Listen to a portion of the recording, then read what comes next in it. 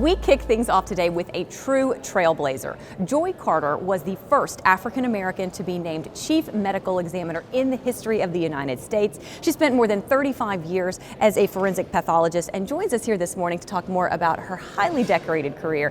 Thank you so much for your time. Thanks for having me. Let's get started with that glass ceiling that you absolutely shattered. Did you set out to become the first African American to assume the position of a chief medical examiner, or was your career just on that trajectory? I set out to become a chief medical examiner, and I was so happily chosen by the late Dr. Joe Davis to train me. He mentored me when I was in high school. I just had this ambition after seeing an autopsy at the tender age of 14 that that's what I wanted to do.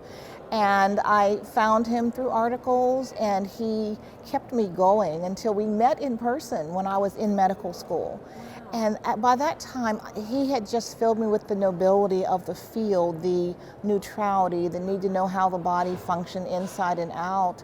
And when I became a forensic pathologist, I really had no idea that there weren't any African Americans before me, and that there were no chiefs at that level. What is your advice to other minorities who might be looking at you thinking, man, I really would love to achieve everything she has? Well, I think it's so important now. I always said I might be the first, I will never be the last. And so I think if this is your interest, test it out. Perhaps do an external rotation, talk to somebody like me, and do it. We need more people. We need diversity everywhere, and particularly in death investigation. I mentor students around the world. I keep them going, but I tell them the nuts and bolts. If this is not what you want to do, then don't do it. But you can do some good. You keep your wits about you. You're neutral. You're a fact finder. You're a documentarian for the person that died. We speak for the dead. All right, let's talk about your career. It's taken you everywhere from the District of Columbia all the way to California over your 35 years. Has anything stood out to you? Any case in particular that's really taken hold of you? You know, I started out on a military scholarship, which paid my way through medical school. So I was actually able to work at some of the major bases around Washington, D.C. So I still remember the Jim Jones cases that came in. It gave me a strong interest in decomposition and what poison does to the body. When I was the chief medical examiner of Washington, D.C., I actually had to examine one of my own employees. So that thing about never get involved, sometimes you have to as the chief. And I've had so many different cases around the world, around where I have worked, in Houston and New York and Miami, even in California. And I always say the worst case is always the next one. They're highly individualized, and I've been able to maintain my sense of compassion all of these decades.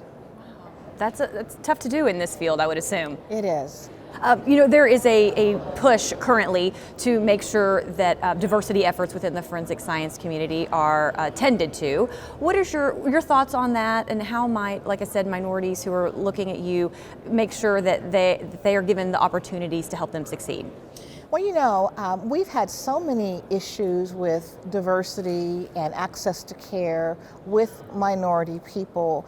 There is a mistrust that exists. You go back to the Tuskegee experiment, you go back to the HeLa cells, you go back even to looking at the virus and people who died from not having access or not trusting. So I think there's a tremendous need for all genders, all ethnicities, to be in this field. Like I say, nobody gets out of life alive. Underneath the skin, we are the same. There's no reason why you cannot do it.